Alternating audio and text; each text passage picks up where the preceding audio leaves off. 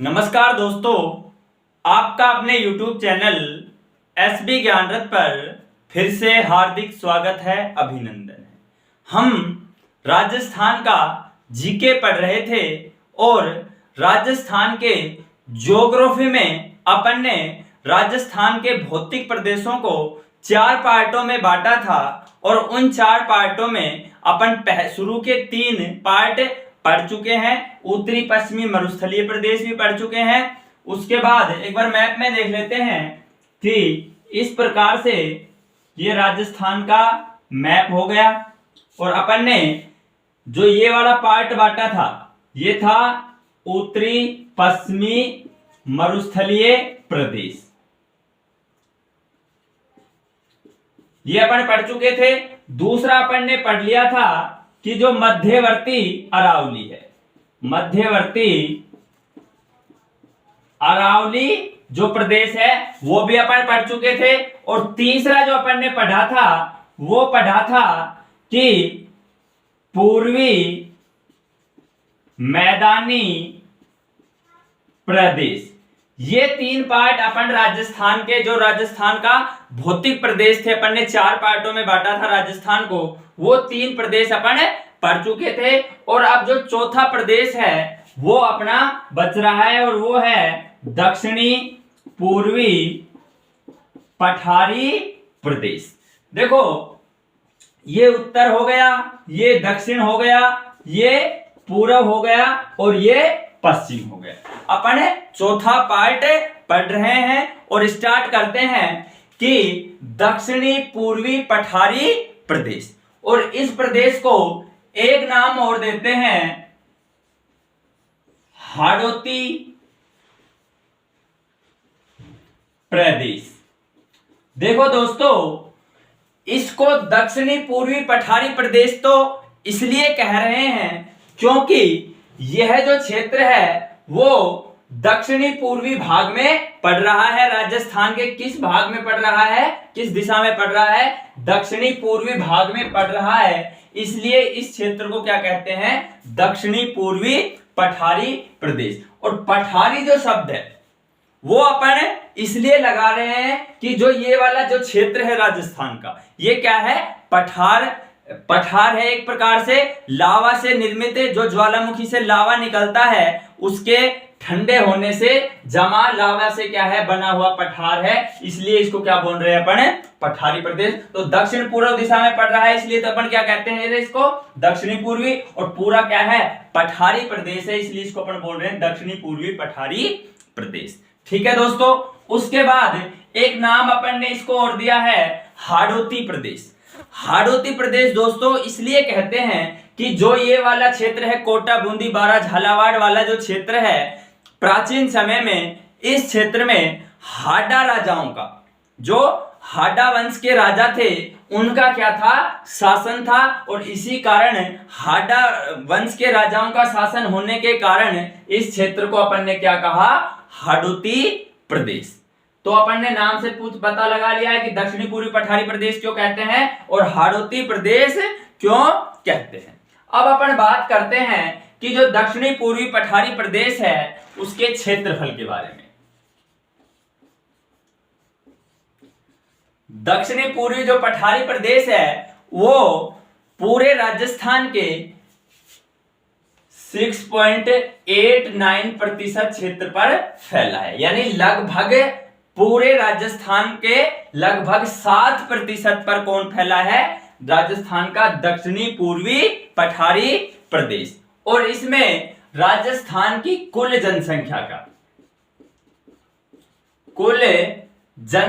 का लगभग 11% जनसंख्या यहां पर निवास करती है। यानी क्या है? क्षेत्रफल कितना है? 6.89%। और राजस्थान की कुल जनसंख्या का 11% जो जनसंख्या है वो कहां निवास करती है? इस दक्षिणी पूर्वी पठारी प्रदेश में। दोस्तों, क्षेत्रफल क्या है? कम है। और जनसंख्या क्या रहती है? अधिक रहती है। यानी क्या है? यह है एक सघन जनसंख्या प्रदेश है। सघन जनसंख्या प्रदेश क्यों है? अपन ने ये चीज पहले ही बताया था कि जिन क्षेत्रों में क्या है नदियां अधिक मिलेंगी वहां पर क्या है जनसंख्या अधिक मिलेगी। ये चीजें अपन पहले ही बात कर चुके थे। तो क्या है ये नदियों का द्वारा क्या है यहाँ पर क्या है मुख्य नदियां बहती है, जैसे चंबल वगैरह नदी, चंबल व उसकी सहायक नदियां इस क्षेत्र से गुजरती हैं, इसलिए क्या है ये सघन जनसंख्या प्रदेश है। उसके बाद अपन बात करते हैं कि मृदा,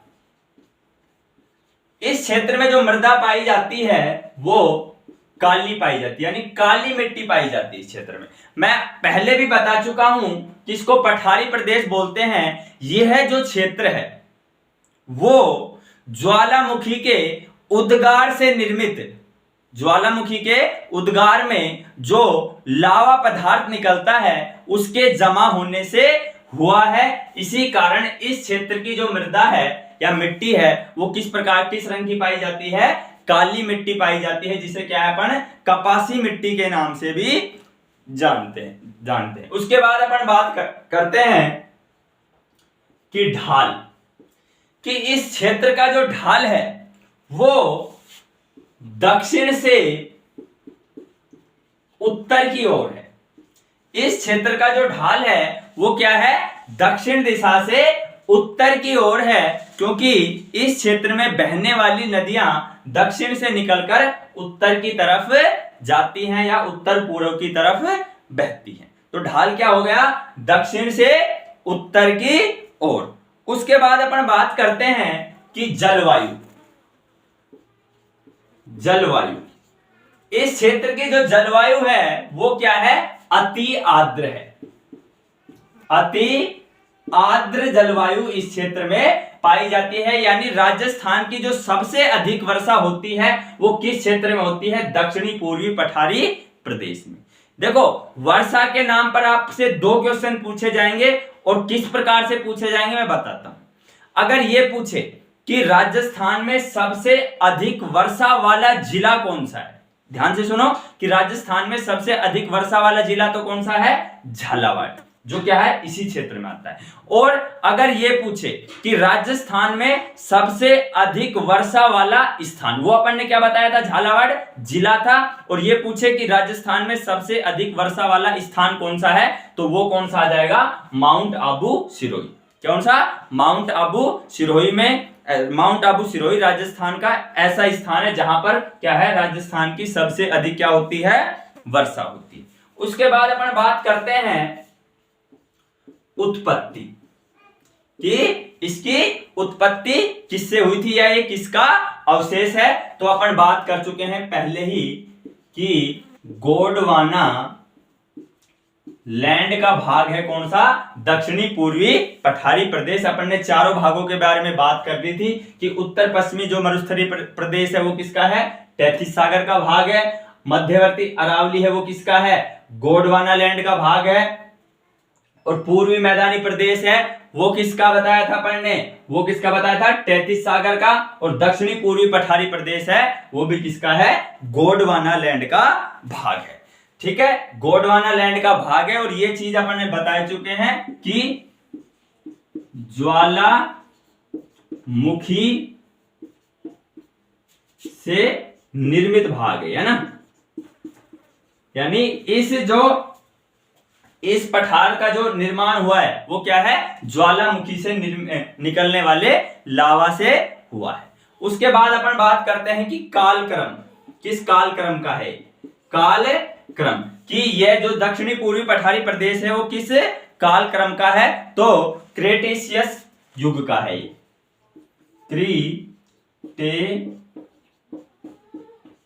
क्रेटेशियस युग का है। कौन सा? किस कालक्रम का है? दक्षिणी पूर्वी पठार क्रेटेशियस युग का है। उसके बाद अपन बात करते हैं कि दक्षिणी पूर्वी पठारी जो प्रदेश है उसके अंतर्गत जिले कौन कौन से आते हैं, यानी विस्तार कहां तक है इसका? विस्तार में 4 जिलों के नाम तो अपन को याद रखने ही है। कौन कौन सा? कोटा, बूंदी, बारा और झालावाड़। दोस्तों झालावाड़। ये चारों जिलों आपको रखना है, कोटा, बूंदी, बारा व झालावाड़। उसके बाद अपन चित्तौड़ और भीलवाड़ा को भी इसमें कुछ भाग शामिल करते हैं। किसका? चित्तौड़,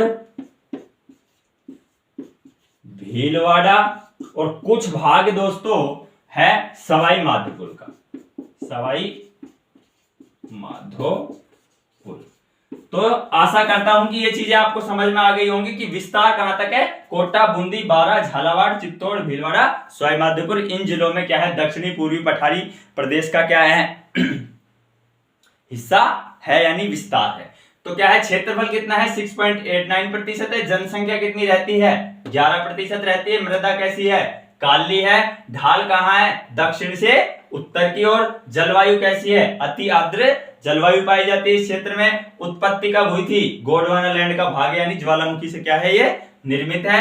कालक्रम में क्रिटेशियस काल का भाग है, वो काल में इसका निर्माण हुआ था। और विस्तार है कोटा, बूंदी, बारा, झालावाड़, चित्तौड़, भीलवाड़ा व सवाई माधोपुर जिले में दक्षिणी पूर्वी पठारी प्रदेश का क्या है, विस्तार पाया जाता है। ये चीजें आप अपने नोट्स में बहुत अच्छे तरीके से क्या कर सकते हो, मेंशन कर सकते हो कि यही चीजें आपसे पूछी जाएंगी। उसके बाद अपन बात करते हैं कि यह जो दक्षिणी पूर्वी पठारी प्रदेश है, ये मालवा के पठार का क्या है, भाग है। जो दक्षिणी पूर्वी पठारी प्रदेश है वो क्या है, मालवा के पठार का ही क्या है, भाग है। और क्यों, क्योंकि जो राजस्थान का ये दक्षिणी पूर्वी भाग है, इसके राजस्थान के दक्षिण पूर्व में कौन सा स्टेट लगता है, मध्य प्रदेश लगता है। और मध्य प्रदेश में कौन सा है, मालवा का पठार, यानी क्या है, यह क्या है, मालवा के पठार का ही भाग कौन सा है, दक्षिणी पूर्वी पठारी प्रदेश।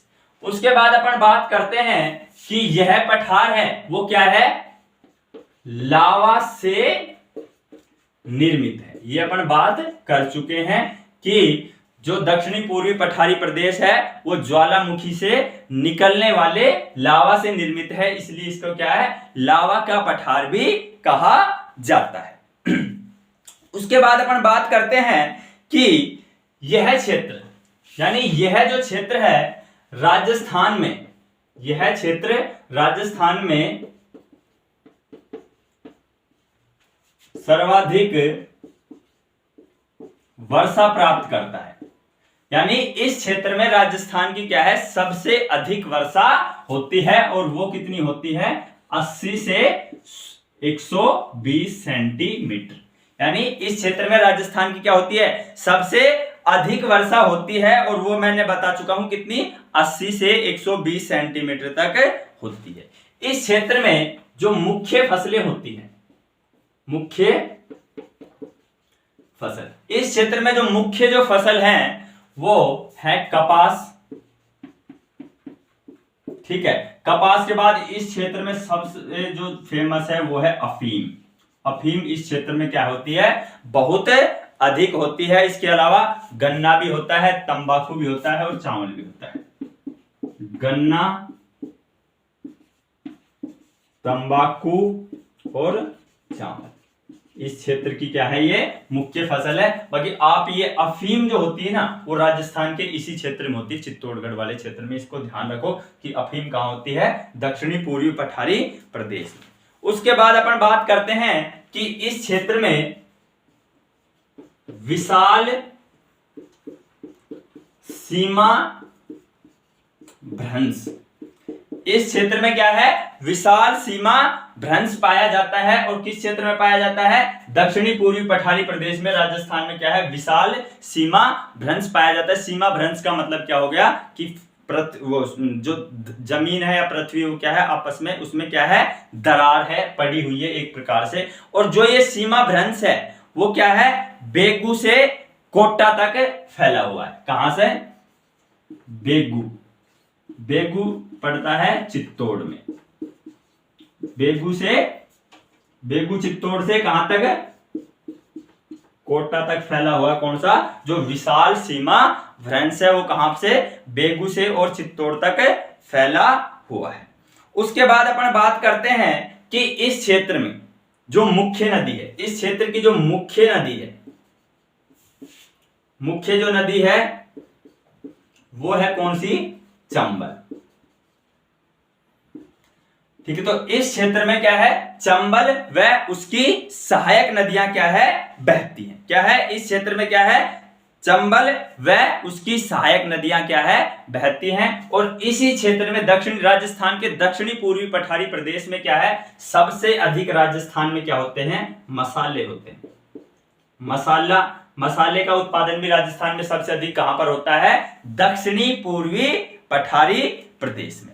ठीक है, उसके बाद अपन बात करते हैं आगे। आशा करता हूं कि ये चीजें आपको अच्छे से समझ में आ रही होंगी, और जो चीज आपको समझ में नहीं आए तो आप कमेंट बॉक्स में अपना प्रश्न डाल सकते हो, आपको उसका जवाब मिल जाएगा। अब अपन बात करते हैं कि यह प्रदेश अरावली तथा विंध्याचल पर्वतमाला का, यह प्रदेश अरावली तथा विंध्याचल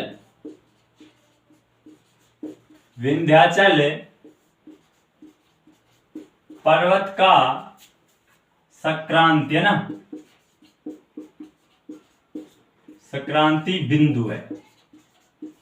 क्या है? यह प्रदेश है वो क्या है? अरावली और विंध्याचल पर्वतमाला का क्या है? संक्रांति है। यानी इन ये जो संक्रांति का मतलब ये हो गया कि अरावली और विंध्याचल जो पर्वतमाला है वो क्या है? इसी प्रदेश में क्या होती है? मिलती है। ठीक है, संक्रांति का मतलब क्या होता है? एक प्रकार से मिलना। तो अरावली पर्वतमाला और विंध्याचल पर्वतमाला कहां पर मिलती है? दक्षिणी पूर्वी पठारी प्रदेश में। उसके बाद अपन बात करते हैं कि इस प्रदेश में ऊपरमाल का पठार है ना, इस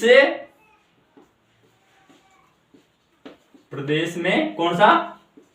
ऊपरमाल का पठार तथा मेवाड़ का पठार है ना, इस प्रदेश में ऊपरमाल तथा मेवाड़ का पठार भी पाया जाता है। और अपन ने बताया था कि जो ऊपरमाल का पठार है वो कहां से कहां पाया जाता है? बिजोलिया भीलवाड़ा से कहां तक? बिजोलिया भीलवाड़ा से भैंसरोडगढ़ चित्तौड़गढ़ तक कौन सा पठार फैला हुआ है? ऊपरमाल का पठार। ठीक है, उसके बाद अपन बात करते हैं कि दक्कन का पठार भी कहते हैं इसको। क्या कहते हैं? दक्कन का पठार भी कहते हैं। तो क्या कहते हैं इसको?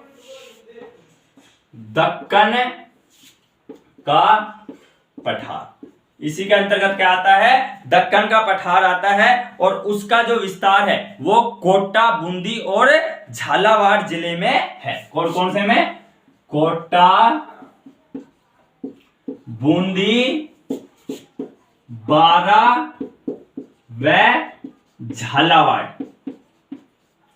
यानी जो दक्कन का पठार का जो विस्तार है वो कहां कहां से? कोटा, बूंदी, बारा व झालावाड़ में क्या है? इसका दक्कन के पठार का क्या है? विस्तार है। अब अपन बात करते हैं कि हाड़ौती के जो पठार है, हाड़ौती का जो पठार है उसे मुख्य रूप से दो भागों में बांटा गया है। दक्षिणी पूर्वी पठारी प्रदेश या हाड़ौती के पठार को क्या है? मुख्य रूप से दो भागों में और 5 उपविभागों में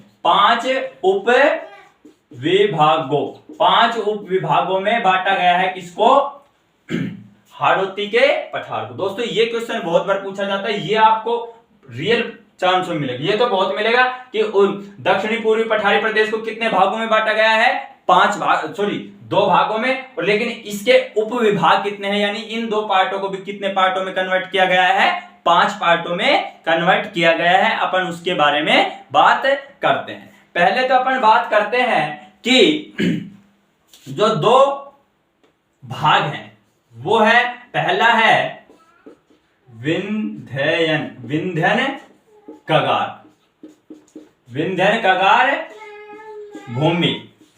कगार भूमि, और जो दूसरा है वो है दक्कन का पठार। दूसरा क्या है?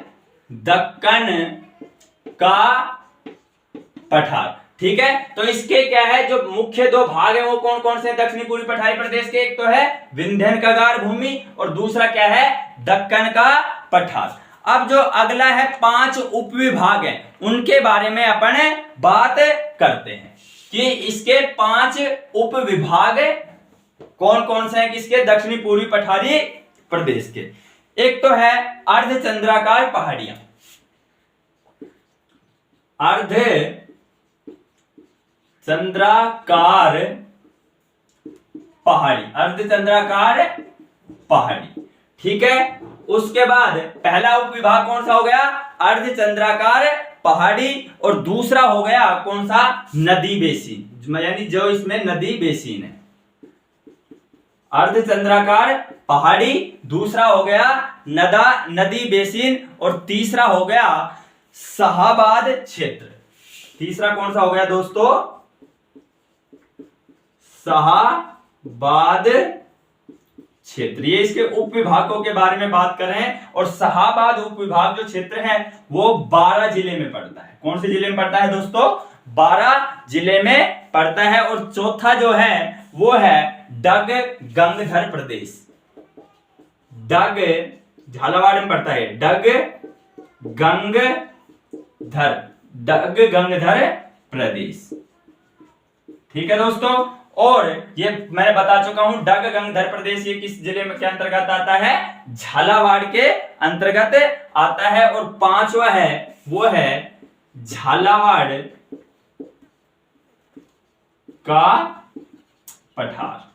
क्या है? झालावाड़ का पठार। यानी क्या है? अपन ने दक्षिणी पूर्वी पठारी प्रदेश को क्या है? 2 तो भागों में बांटा था, यानी एक पहला तो कौन सा हो गया? विंध्यन कंगार भूमि और दूसरा कौन सा हो गया? दक्कन का पठार। और इन 2 भागों को अपन ने 5 उपविभागों में बांटा। उसमें पहला कौन सा है? अर्धचंद्राकार पहाड़ियां, दूसरा क्या है? नदी बेसिन, तीसरा क्या है? शाहाबाद क्षेत्र, 12 चौथा कौन सा है? डग गंगधर प्रदेश, कहां पर? झालावाड़ में। और अगला क्या है? झालावाड़ का पठार। यानी इसको क्या अपन ने 2 भागों में और क्या है?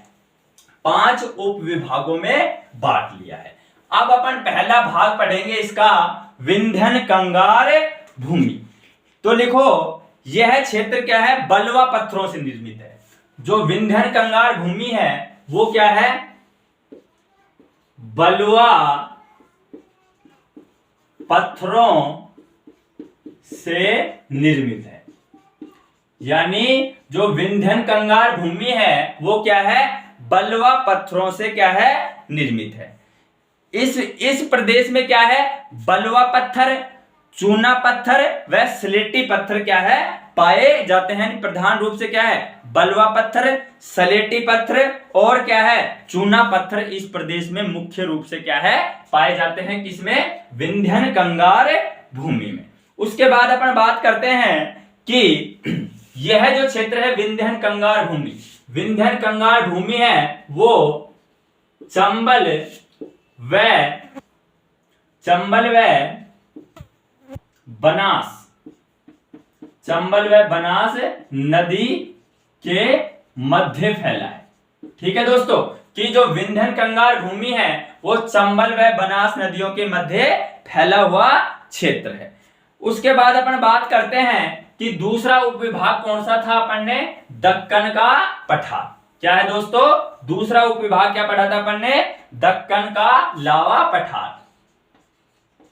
दक्कन का लावा पठार। दोस्तों ये आपको पता चली गया है कि इसको लावा पठार क्यों बोल रहे हैं? क्योंकि इसका निर्माण क्या है? ज्वालामुखी से निकलने वाले लावा से हुआ है। उसके बाद अपन बात करते हैं कि दक्कन का जो लावा पठार है वो कोटा 12 झालावाड़ में फैला हुआ है। कोटा, बूंदी, 12 व कहां पर? झालावाड़। इन जिलों के अंतर्गत आता है लावा का पठार। कौन कौन सा? कोटा, बूंदी, 12 व झालावाड़। इस क्षेत्र में मुकंदवाड़ा की पहाड़ियां, मुकंदवाड़ा की पहाड़ियां इस क्षेत्र में क्या है, मुकुंदवाड़ा की पहाड़ियां व अर्धचंद्राकार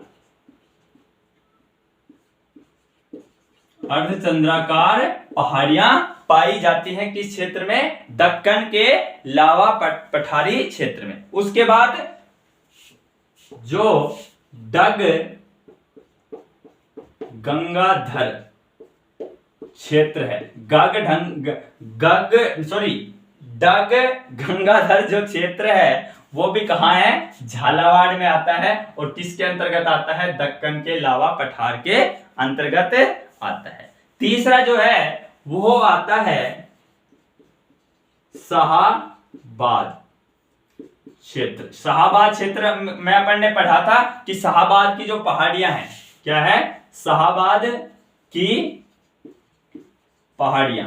और ये किस जिले में बताया था अपन ने, शाहाबाद वाला क्षेत्र बताया था, कहां पर है, बारां में। तो ये क्षेत्र क्या है, दक्कन के लावा पठार के अंतर्गत दोस्तों आते हैं। ये चीजें आपको अच्छे से समझ में आ रही होंगी। अब अपन बात करते हैं कि इस क्षेत्र में चंबल, काली सिंध व पार्वती जो मुख्य नदियां हैं, चंबल, काली सिंध व पार्वती, इस क्षेत्र की जो मुख्य नदियां हैं कौन कौन सी, चंबल, काली सिंध तथा पार्वती नदियों द्वारा कोटा में त्रिवेणी, क्या है, त्रिकोणीय जल, चंबल, काली सिंध, पार्वती नदियों के द्वारा क्या है, कोटा में त्रिकोणीय जलोढ़, त्रिकोणीय जलोढ़ मैदान का निर्माण किया जाता है। यानी चंबल, काली सिंध, पार्वती व चंबल, काली सिंध व पार्वती नदियों के द्वारा कोटा में त्रिकोणीय जलोढ़ मृदा का क्या किया जाता है, या क्षेत्र का क्या किया जाता है, निर्माण किया जाता है। कहां पर, कोटा में। किस किस नदी के द्वारा, चंबल, काली सिंध व पार्वती नदियों के द्वारा, यानी एक प्रकार से क्या है, त्रिकोण जलोढ़ का निर्माण किया जाता है। उसके बाद अपन बात करते हैं कि इस क्षेत्र में आडावाला, पहले भी पढ़ चुके हैं अपन इसको, आडावाला पर्वत पाया जाता है। और वो जो पर्वत है वो कहां पाया जाता है दोस्तों, बूंदी में पाया जाता है। आडावाला पर्वत इस क्षेत्र में पाया जाता है और वो कहां पाया जाता है, बूंदी में। उसके बाद अपन बात करते हैं कि रामगढ़ बारां में घोड़े की नाल की आकृति की पर्वत श्रेणी है। कहां पर है, रामगढ़ बारां में घोड़े की